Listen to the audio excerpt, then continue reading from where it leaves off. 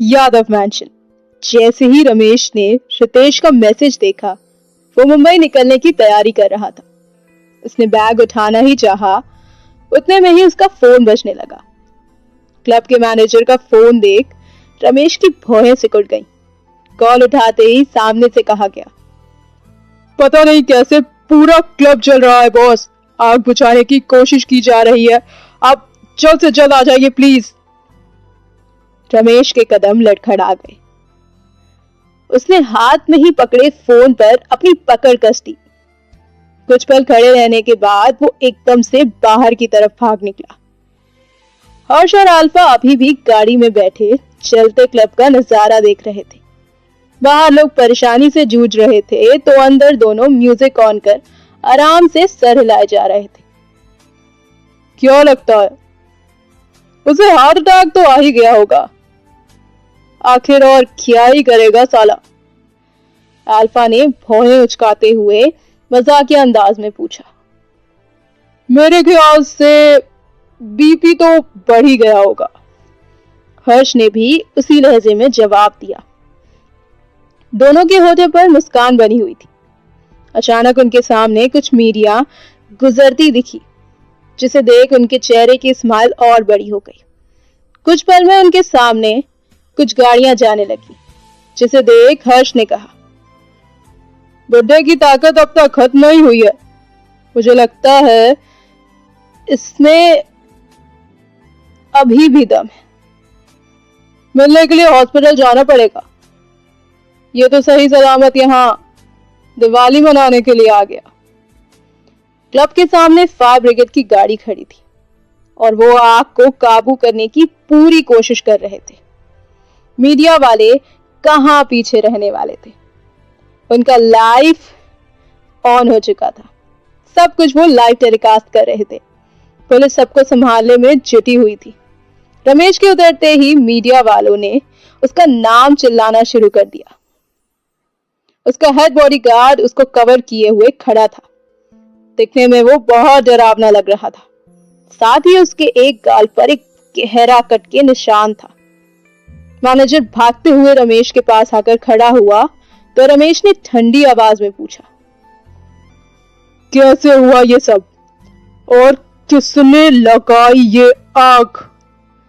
Manager डरते हुए, पता नहीं बॉस, पूरा क्लब का फायर अलार्म बजने लगा और भगदड़ मच गई। सीसीटीवी, रमेश ने आंख मीचते हुए सवाल किया। पूरी तैयारी के साथ आए थे वो, सीसीटीवी बंद हो गई और जैमर ऑन, उन्होंने वाटर सिस्टम भी ऑफ कर दिया ताकि आग ना बुझे। मैनेजर अपनी बात कहकर चुप हो गया।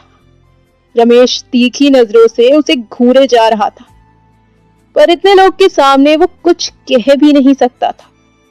उसने गार्ड की तरफ देखा और कहा, जरा पता लगाओ कौन है इसके पीछे। गार्ड ने बस हाँ में सिर हिला दिया। रमेश नहीं जानता था कि उस राहु केतु की नजर उस पर पड़ चुकी थी और अब उसे बर्बाद होने से कोई नहीं रोक सकता था। अल्फा ने गाड़ी घुमा ली, जबकि उसे पता था कल रमेश को इससे भी बड़ा शौक मिलने वाला है। हुआ भी बिल्कुल वैसा ही। सुबह के मुश्किल से 10 मिनट रमेश ने आंख नहीं लगाई होगी कि उसे उसके ऑफिस के मैनेजर का कॉल आने लगा, जिसे देख उसकी नींद एक पल में उड़ गई। कंपनी के 60% शेयर कपूर ग्रुप ने अपने अंडर कर लिए हैं सर। हर न्यूज चैनल पर यही खबर चल रही थी। रातों रात कंपनी को किसी और ने अपने हाथों में ले लिया। रमेश एकदम से फोन फर्श पर फेंक चिल्लाया। उसके साथ क्या और क्यों हो रहा था उसे बिल्कुल अंदाजा नहीं था। कंपनी पहुंचते ही मीडिया ने उसे घेर लिया, पर मीडिया के वहां मौजूद होने की सबसे बड़ी बात रमेश नहीं, एंटरटेनमेंट इंडस्ट्री के बिजनेस किंग कहलाने वाला हर्षवर्धन कपूर था। रमेश अपने लोगों से घिरा अंदर जाने के फिराक में था। तभी वहां बहुत सी गाड़ियां आकर रुकी। रमेश की नजर उस तरफ पलटी। गाड़ी का दरवाजा खुला और उसमें से हर्ष और अल्फा बाहर निकल आए। हर्ष ब्लैक कलर के सूट में आज कहर ढा रहा था। वहीं अल्फा भी कम नहीं था, बस उसने अपना मास्क के पीछे चेहरा छुपा रखा था। हर्ष और अंकिता के अलावा ऐसे बहुत कम लोग थे जिन्होंने अल्फा का चेहरा याद रखा था या फिर उसे देखा था। मीडिया रमेश को अकेला छोड़ उन दोनों की तरफ पड़ गई। रमेश हक्का बक्का सब देखे जा रहा था और हर्ष उसे रमेश के साथ ज़ारा भी खड़ी थी, जिसने उससे पूछा, कौन है ये आखिर? उसका सवाल पूरा होते ही उसके फोन पर रितेश का मैसेज था। रमेश ने ठंडी आवाज में कहा, तो एक दूसरी भगौड़ी का बेटा है जिसे भगाने वाला मेरा खुद का ससुर ही था। साला देख ही ले तू मथुरा के गुंडे का स्वागत कैसे होता है। ज़ारा ने हाथ दिखाया तो उन दोनों ने अपने कदम अंदर की तरफ बढ़ा दिए। उसके साथ साथ रमेश भी अंदर बढ़ गया, पर वो इस बात से अनजान था कि खुद को गुंडा समझने वाला माफियात से भिड़ने जा रहा था। हर्ष और अल्फा ने एक दूसरे की तरफ देखा और मुस्कुरा दिए। मीटिंग खत्म होते ही रमेश को तीसरा शॉक मिला। बाहर पुलिस उसके इंतजार में थी। ना जाने किस अनजान शख्स ने उसके काले चिट्ठे के सबूत पुलिस और मीडिया दोनों तक पहुंचा दिए थे। अब रमेश श्रीवास्तव पूरी तरह कानून की नजर में घिरा हुआ था और मुजरिम साबित हो चुका था। अरेस्ट होते ही रमेश के पास हर्ष आया और धीरे से कहा, तो मिस्टर श्रीवास्तव, हमारे तोहफे पसंद आए होंगे आपको। आई होप पसंद ही आए होंगे। जल्द ही तुम्हें इस बात के लिए पछतावा होगा बच्चे। रमेश श्रीवास्तव को हल्के में ले लिया तूने। जिसे बचा रहे हो ना, उसे एक दिन खुद मेरे हाथों से सौंप दोगे, उसने कहा और हर्ष ने कंधे पर टक्कर मारते हुए उसे पुलिस की तरफ फेंक दिया और वो चुपचाप पुलिस के साथ बिना कुछ कहे निकल गया, क्योंकि अभी कुछ कहना सही नहीं था। हर्ष के होठों पर वही गहरी मुस्कान आ गई। अल्फा ने कहा, अब वही किसी पिटी फिल्म की स्टोरी। विलन के लोग उसे आधे रास्ते में बचाने जाएंगे, फिर विलन भागकर सीधा हीरोइन के पास पहुंचेगा, फिर उसने किडनैप कर हीरोइन को घुटनों के बल चलकर आने के लिए कहेगा। अंत में अच्छी खासी फाइट के बाद हीरो विलन को मारकर अपनी हीरोइन को बचा लेगा, फिर दोनों की शादी होगी and the happy ending, right? Alpha की बात पर हर्ष हंस पड़ा। उसने कहा, लगता है अंकिता की फिल्म का असर तुम्हारे दिमाग पर भी हुआ है। कोई ना, अब आराम से अपना असर कम कराना। मैं तो निकल रहा, मेरी बच्ची मुझे मिस किए जा रही है। तुम दोनों वेकेशन एंजॉय करो, आने की कोई जल्दी नहीं। अल्फा ने सिर हिला दिया। दोपहर ढल चुकी थी।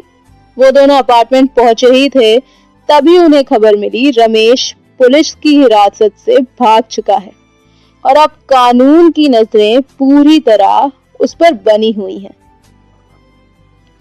लेकिन हर्ष और अल्फा का यही प्लान था जो कामयाब भी हो गया। हर्ष ने ही अल्फा के दिए पेन ड्राइव को पुलिस के पास भिजवा दिया था। उस पेन ड्राइव में वही सबूत थे जो A2 ने यादव मैंशन से लिए थे, या यूं कहें स्टडी रूम से चुराए थे।